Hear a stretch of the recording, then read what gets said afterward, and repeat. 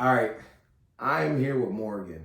It's a crazy story how me and Morgan met. Already laughing. Golly, this is literally like a training session. But one of the topics that we talked about is being full of you. But I wanted to talk to you about being confident in who you are because I've literally known you for 4 years. It's been a long time. Yeah, like we just talked about it. Just it's crazy. But honestly, who is Morgan? Who is Morgan? I probably couldn't answer that question for you 5 years or 6 years ago when I moved to Nashville. But now I would say I am authentically the best version of myself.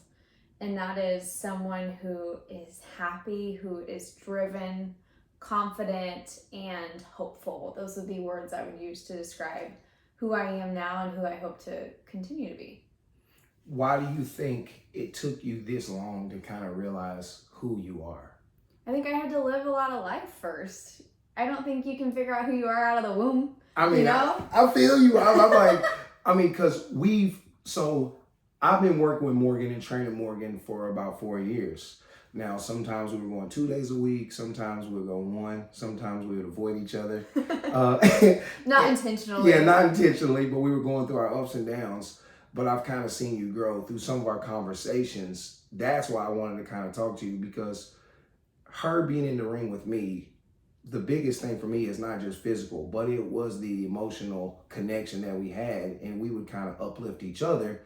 And you helped me through a lot of my struggles that now that I realize were struggles, and you helped me see those things. Whether you're talking about, what was that crazy stuff you were talking about that because of COVID? Conspiracy theories and different things God. that I like to And more, she is red herring. Like, what did you tell me about freaking COVID? You said because our body was in a certain situation. Hey, listen, our bodies remember things from the past, and we are in a state right now where our bodies are remembering 2 years ago when we were going through COVID. Our energies in us remember those things. It's no different than your smells. Now, I'm going to give you that. We are a product of our environment because there's things that I'm holding on to. But the way you gave it to me in our session, I was like, shut up and hit these mints. Like, I ain't got time. Like, I was like, oh. And then she had me sit on it for 3 or 4 days. Then I went down this freaking rabbit hole of all this crap, and I was it's not wrong, but I was like, I started believing it, and I'm like, dang it, Morgan. But you know what? It's a good thing to do that because it opens up your mind, and I love doing that to people because otherwise you're gonna be closed-minded. No, you're right. You're right. You said some things in our sessions, especially when we were talking about relationships, when we were talking about just life in general, that made a lot of sense. Because when you're around somebody, because you're on a different side of the world where I'm at, right? No kids, not married, we're both driven in what we want to do, but it's still two different sides. But because you're authentic and genuine, you help me see things that I can't because I'm just the closed-minded dad. Like, I'm like, I don't believe that. Like, the world's against us. Like, I do think having kids does change your perspective in different ways. It does push you to be a little more closed-minded about things because you're protective and you become more guarded. Whereas as a single person, I can be open-minded. I'm looking out for myself. Yeah. I don't have anything to be worried about. You say guarded because you're so nice. I say everyone's trying to kill us. Like everybody's trying to kill us. But that is, in a technical term, guarded. Yes, you're right. Like, that's why I appreciate you so much because you are like, I tell people the Morgan that I know, because a lot of people ask, it's like you're one of the most genuine people that I've ever met. Like, you will try to twist no matter what's going on and be like, okay, Jarrod, what about this? I'm like, oh, it's like talking to my wife because you are. And we're in the middle of a session. I'm hitting her. She's rolling. She's got her bun on top of her head. I'm hitting her in the head. I'm punching her. She's like, don't hit me. She's like, Jarrod, you should think about it like this. I'm like, okay. All right, this is what we're going to do. But she's right. So we'll go straight into it. Let's talk about careers. Where you're at right now, obviously, this is what you do for a living, right? And you're doing a great job at it. But where do you see yourself in the near future? Like, what is your true goal? I think it's to lead a podcast, which is kind of happening in the progress of, and to just keep helping people become the best versions of themselves, whatever that looks like. That could look like staying in this career and doing TV shows and exploring that path and becoming a public figure further than what I am right now. Or it could be working in volunteer work and being a leader. It could be shooting up a ladder and being a CEO of a company. I don't really know. But I know that I want to help people and I want to be a good influence in people's lives and help people become what I've worked to become for myself. And that can take shape in a lot of different ways. So when people say that they want to help people, so the premise of your podcast is what? To help others, and that basically make us feel less alone, because this world makes us feel very solitary on our own often. So if I can bring something to us that makes people see, oh, I've been through that, and there's this really well-known successful person that also went through it, okay, I'm not by myself anymore. Yeah. So the reason why you created this, and most people that want to help people have been through things. Mm-hmm. Let's go deeper. Right? Like, ultimately, the biggest reason why I respect Morgan is because when I'm in the ring with her, that's the safe place. Like, we can talk to each other and be open, and we go deeper in those conversations, right? Now, everybody knows that you just had a conversation on where you work about your past relationships. Mm-hmm. But the biggest thing that I know and I remember that we talked about before 4 years ago was your previous relationship, and we had a commonality with that, and that was abuse.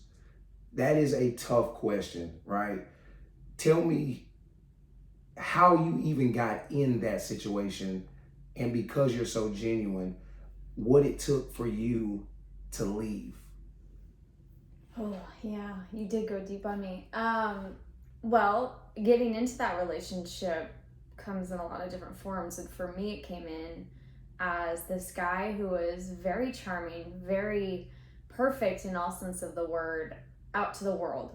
But when it came to me, behind the scenes, he was this completely different person, and it caused our relationship to be this roller coaster ride I was always on. So we had trauma bonds and we would connect over things, and then he'd go totally the opposite of what I knew him as, and I was constantly on this yo-yo with him in this relationship.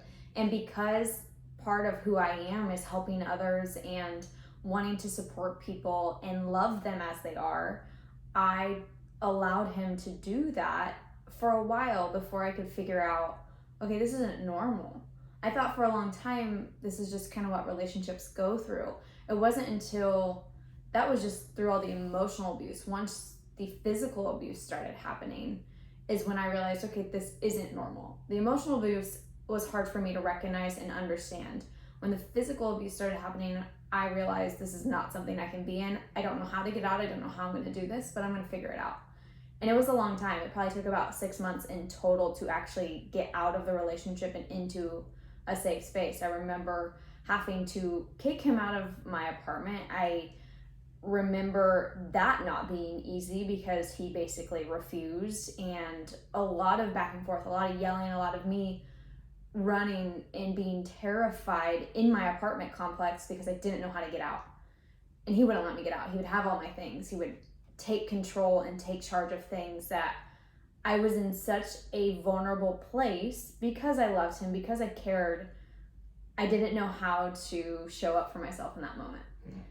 And so finally, once I had gotten him kicked out and I went home and recharged and saw it from a different perspective. Sometimes you kind of have to sit outside of your bubble, right? And when I went home and I could look at it from a different perspective, I realized everything that was happening and what I needed to do to get out of it. And that's when all of the building started happening after to get me out of it. But even in the year that followed after we broke up, I still had to deal with him. He was still coming around. He was still coming after me. And that's why I also never really publicly spoke about it too much, because it just wasn't worth it. It wasn't worth what would happen in the events that followed. And that's the Morgan that I met at the very beginning. Mm-hmm. So when I first met you, you came in with some other socialites, and I was like, okay. I literally told you a couple days later, I was like, I feel like God told me to work with you.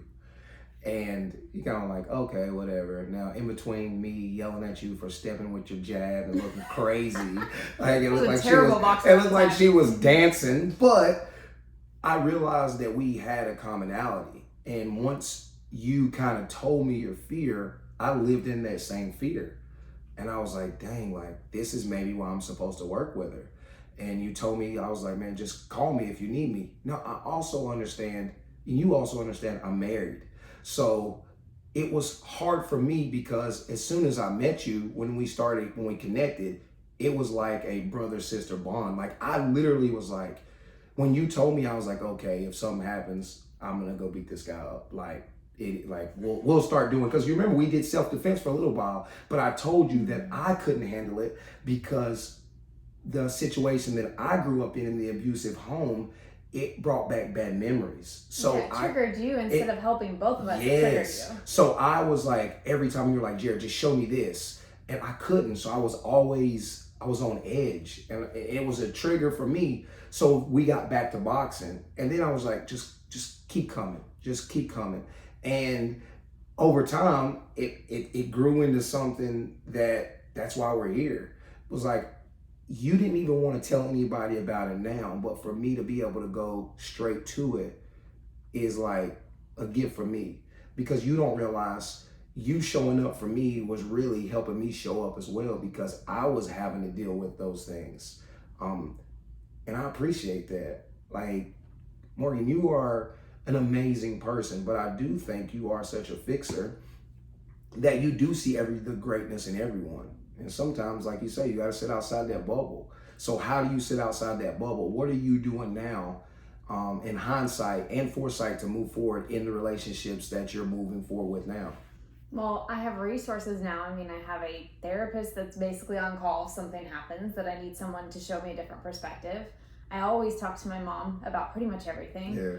And my friends are a great mirror reflection for me. I've cultivated some really awesome support systems that don't allow me to go back on my morals and values ever. Yeah. And that sucks sometimes for me, but those few resources I have, on top of constantly working out, looking out for myself, putting myself first when it comes to my life in general, what's important to me, all of those factors help me make sure that if I'm in a situation like that again, if I am ever taking care or wanting to be there for someone, it's genuine and it's reciprocated. It's not me doing all of the work. Yeah, because you deserve it, right? Mm-hmm. Like that's who you are.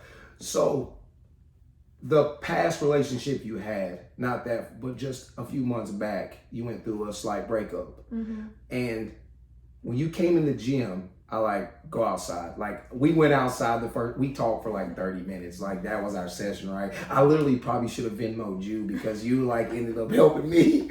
I like broke down. Our sessions sometimes turn into therapy. Yeah, it was literally, I left, I was like, I thought I was going to help her. But it was like, but that's what it was, because we were both in a state of panic kind of because we didn't know. But when we went back in, I said, we're going to finish. And you looked at me and you said, Jarrod, I was here. I am not going to allow someone else to change what I've been doing. You were like, yes, I was here first. I've been with Title. I've been with this company. I've been training here for a long time. But you said, and I was like, dang, you are different. I literally was like, you are different. You was like, I'm not going to allow someone else to change what I do on the regular.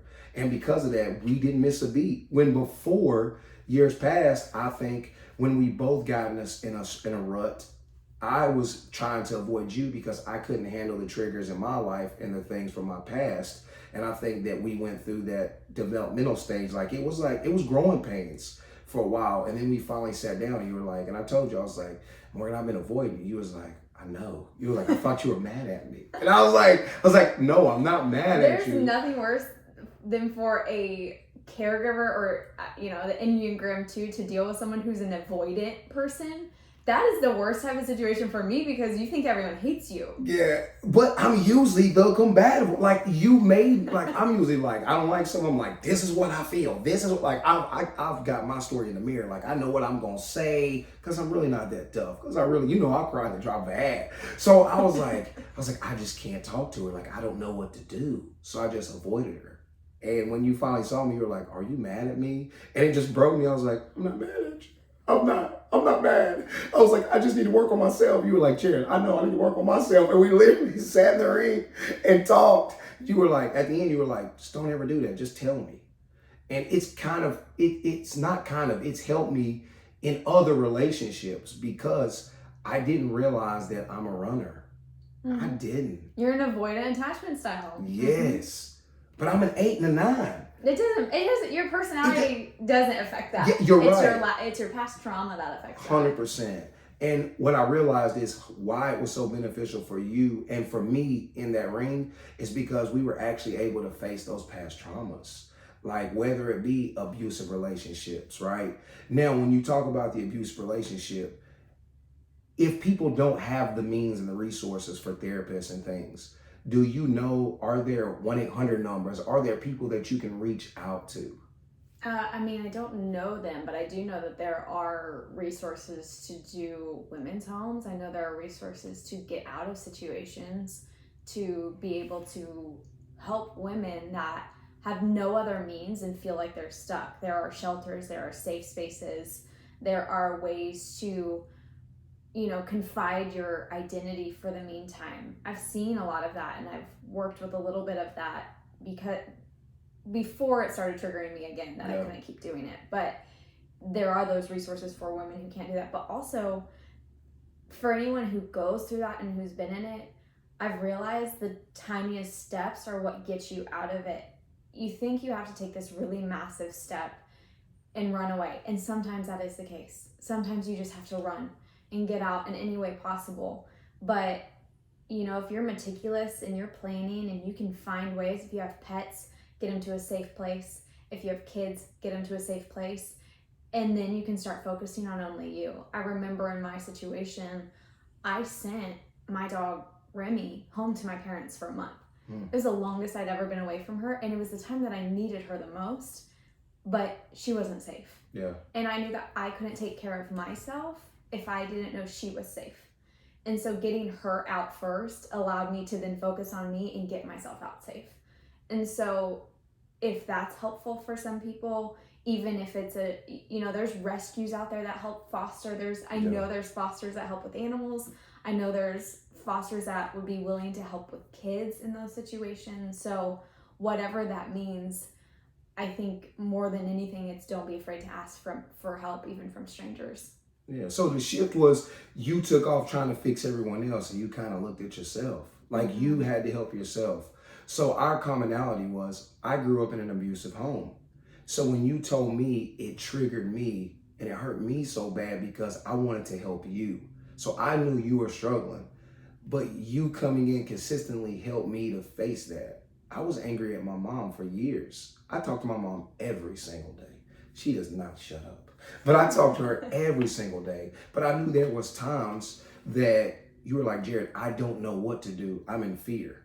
But the only thing I knew what to do was stand and fight. Like, no, I can hurt this guy. But you were right. It was like, I'm going to avoid, and not out of fear, but for my safety, for everyone else. And I appreciated that. It took me a long time to understand why people stay. It took me a long time to understand because you said earlier, you thought it was normal. Mm-hmm. You thought it was normal. And that's the problem. Well, the trauma bonds associated with abusive relationships are worse than a trauma bond of a normal relationship. Absolutely. They that push and pull, something about the brain chemistry. If I was a lot smarter, I'd understand all of that. But the brain chemistry and how we operate as humans, when there is push and pull, it's like we're almost even further connected. It is the strangest thing I've ever experienced out of body, basically. Yeah. So where are you at now? Where is Morgan at now, and where is she headed? I'm here, Jarrod. I'm here. I know, right? Like, I know that sounded so like, where are you at? Like, that was not scripted. That was very Jarrod. That was like, that was not scripted. That didn't sound right. I mean, I'm just constantly working on myself. I don't think that ever goes away. I don't think you ever fully know how to give yourself the best version of you unless you're always constantly changing and adapting and growing. So I think that's always where I'm going to be, and just always working on the next thing, and also living in the present moment and enjoying what it took for me to get here, because it did take me a lot to get here. I mean, it's been a journey. Even for me to be here right now with you, like, you motivated me to do this. I wanted to create an open space and a forum where people can just have a safe space to talk. Like, I've listened to a lot of podcasts. I saw a lot of great interviewers, but a lot of times they're pointed questions and they know where to lead you. And I want people to trust and just talk and feel free to be able to talk about those things. Now, if it goes too far, you give me the look and we'll go. But I'm like, there are no limits. Like, nothing is off limits, because like you said, you are wanting to help someone else. And I think that is what's so endearing about you. I think that's why I know your podcast and whatever you do is going to be amazing, because that's who you are. Like, you genuinely want to help people. Like, I genuinely want to help people. And I think that's when you get the most friction from outside people, because it's not what people want. People want what sells. Mm-hmm. People want what sells. And I tell everybody, that's why rated R movies sell the most, because it is. But when you really give of yourself like you're doing, it is, I'm excited. Like, do you know how big you are for me to be sitting here interviewing you? You know what I mean? Like I'm like, that's what do I say? What do I do? But you've never been that way. But I also think you need to give yourself credit too. You're really good at giving other people credit for doing things, and you're really kind to do that to me often. But credit yourself as well. Think about the journey that's taken you to get here, and you doing this and opening yourself up. The Jarrod I knew 3 years ago would never talk about these things. Boy. Yeah. Boy, we won't even go back to that. We want to, wait, hey, that's another show. That's another show. But I will say, I appreciate you, because you really helped me, like, finish this book. Like, there was a point in time where there were so many triggers that I was writing, because it was supposed to be so cathartic for me, that you were like, Jarrod, you just got to keep doing it. And I'm like, what if it's not good enough? Like, there are so many people that can write. I can barely formulate a sentence. But you did. I think it was just your show up attitude. Like, that is, I appreciate that. Well, your biggest asset, anybody's biggest asset, is being their own cheerleader. Yeah. And half the time we don't want to show up for ourselves, because that's scary, that's vulnerable, that's hard. But being your own cheerleader is what allows you to succeed personally, professionally, in any aspect you want to succeed in. And that's why I kept pushing you to show up, because sometimes you just have to force yourself to show up for yourself, even if it doesn't feel good. Those are the days that you need it more than the days where you do feel good. I mean, people will punch you down. People will tell you what you're good at, what you can do. And if those people are influential in your life and they're in your corner, you'll believe that. Like, I've had people to tell me, Jarrod, this is what you should do. And because they're in a certain station in their life, like, I believe that. And I'm like, okay, but that's not who I am. No, it's all dictated by you, and it should only be dictated by you.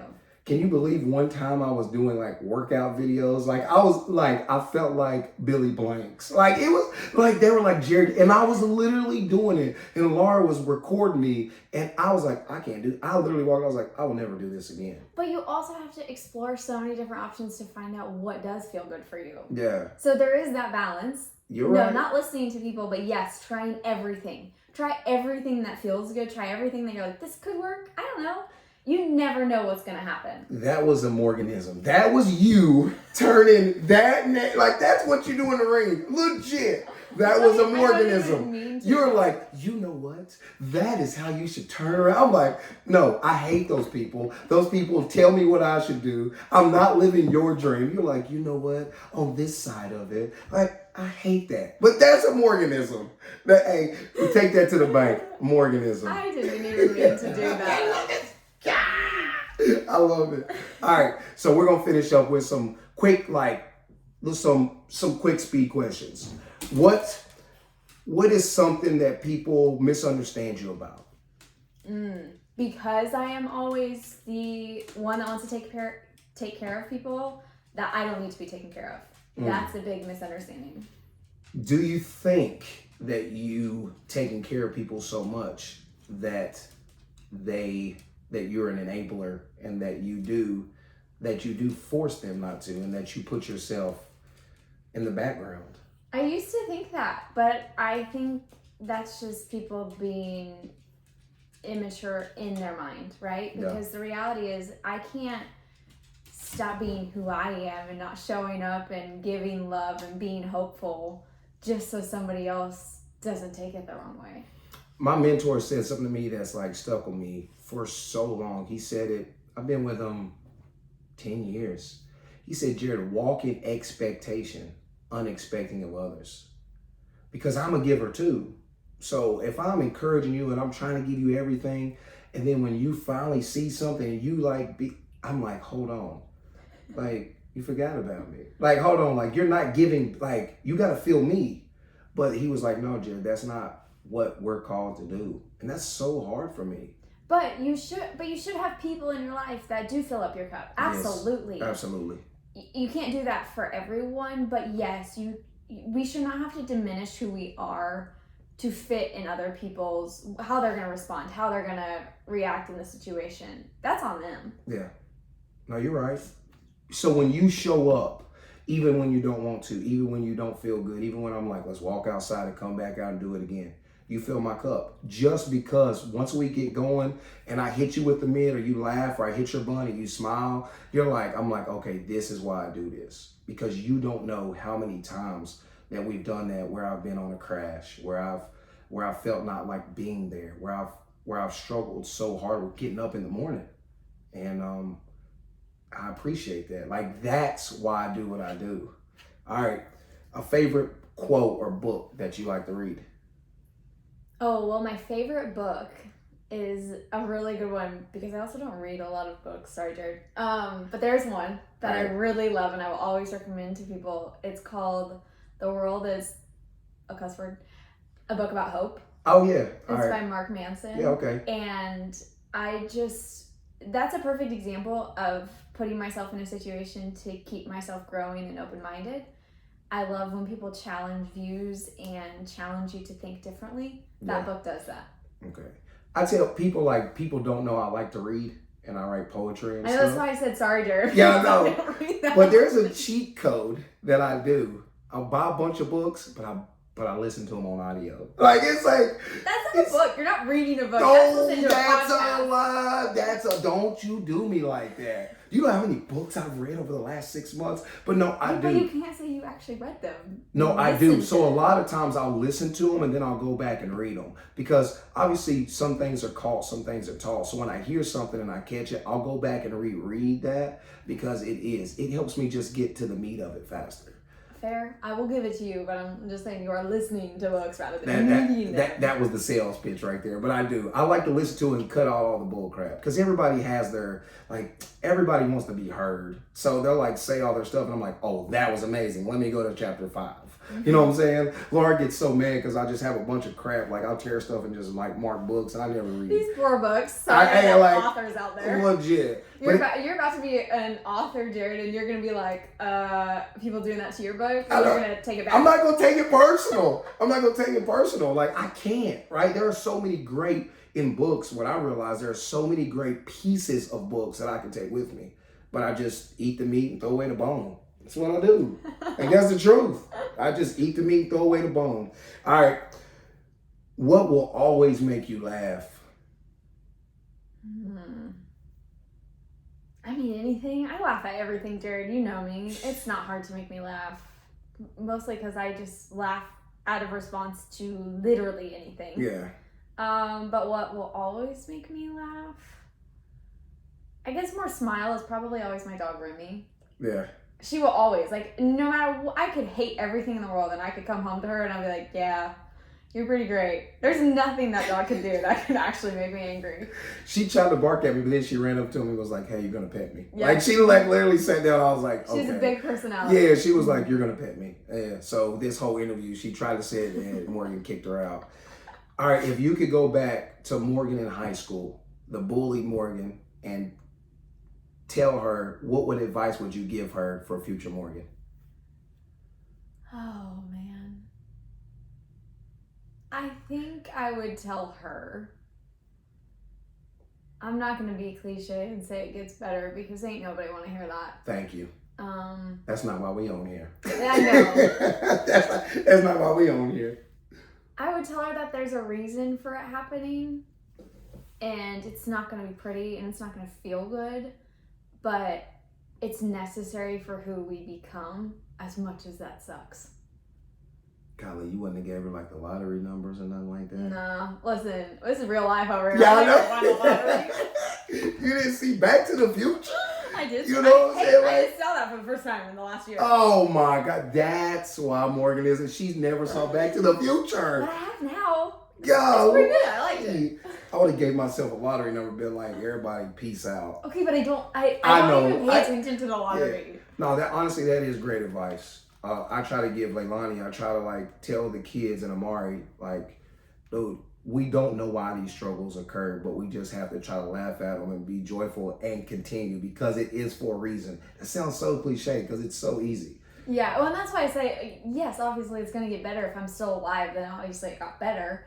But it's more than that. It's that it was necessary for this to happen, for me to get to where I am right now. And not a lot of people can say that. So I take that very honestly. Yeah. So What's one key to living a good life? Laughter. You talk about laughter. I mean, if I just fake like I'm happy all the time, then somehow I just figure out I'm happy all the time. At least for the most part. Trust me, I have my moments. Like there are days, and Jarrod has seen them.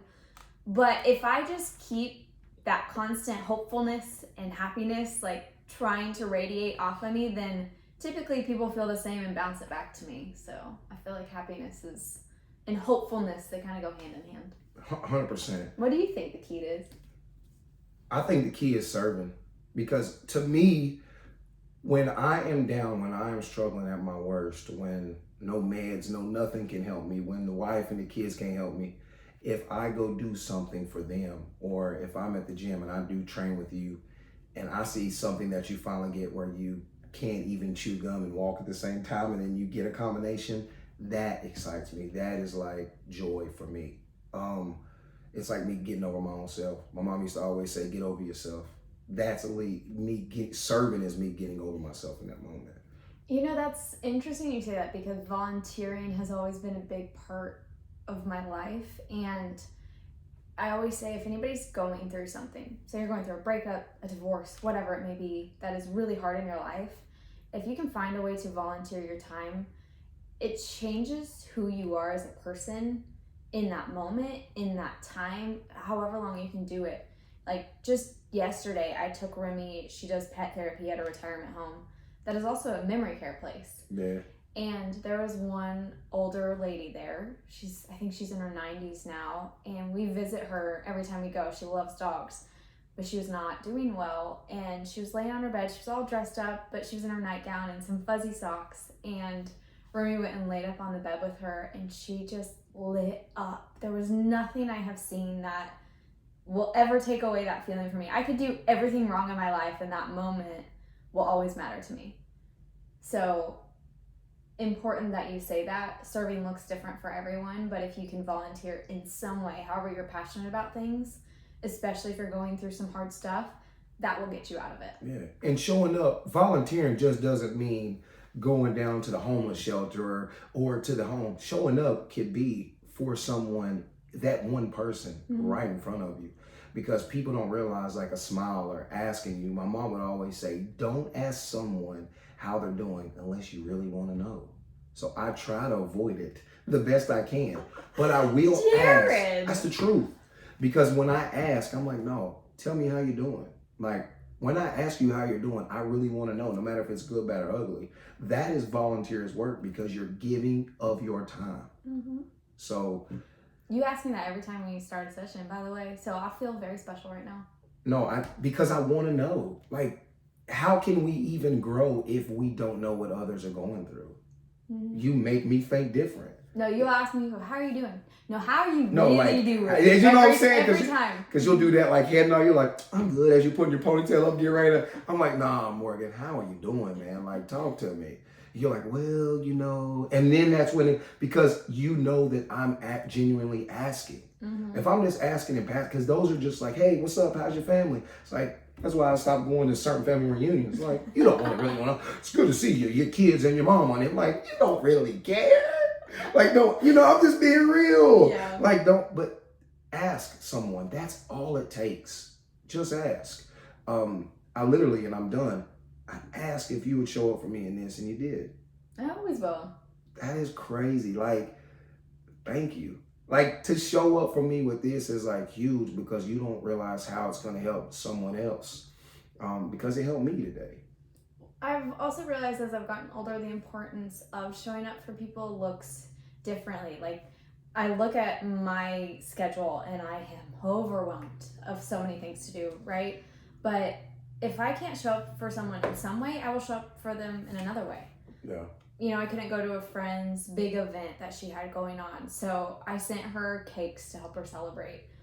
If there's a way that you can show up for someone, just like you were mentioning, even if it's not in the way that they need you to in that moment, and you could do that later, that's also okay too. But I think if you can just put the pressure on yourself to always show up, if there's people that are important to you, you are someone that's important to me, and I'm always going to find a way to show up for you. Whatever that looks like. Yeah. Thank you. Because that's why we are. I'm realizing we're here for people. Like, it's so easy to do it on your own and think you're isolated, but literally just saying the words yes and showing up will like change your life. All right, talk about your podcast real quick. What is the name of it? I can't tell you that yet, Jarrod. Oh, it is like, oh, bang, hey, dang. You know that's when you big time, girl. What? None of it's been announced yet. What? It ain't announced? You done told it on here? I mean, I said it's happening. I'm working on it. It's in the process. But it has not been announced yet. Hopefully soon. But it will be coming. But, you know, in the meantime, people can follow me on Instagram. Yeah, follow Or on TikTok. Instagram, TikTok. Web Girl Morgan. Yeah, Web Girl Morgan. Yeah, follow me too. See? What is it? Jarrod_Houston. You just asked me what your name is. I need you to show up. I couldn't even run social media for this guy. I panicked. Nah, thank you, man. Thank you for being the confident Morgan that I saw 4.5 years ago to where you are now. I do. You know, I tell you all the time, I pray for you all the time. I'm so thankful for you. You are a freaking rock star. Back at you, Jarrod. Always. You have always shown up for me. You've always been a great man in my life and a great person, a great friend. So that goes back at you too. Dang it. Man. Thank you guys. Y'all have a good one. Bye.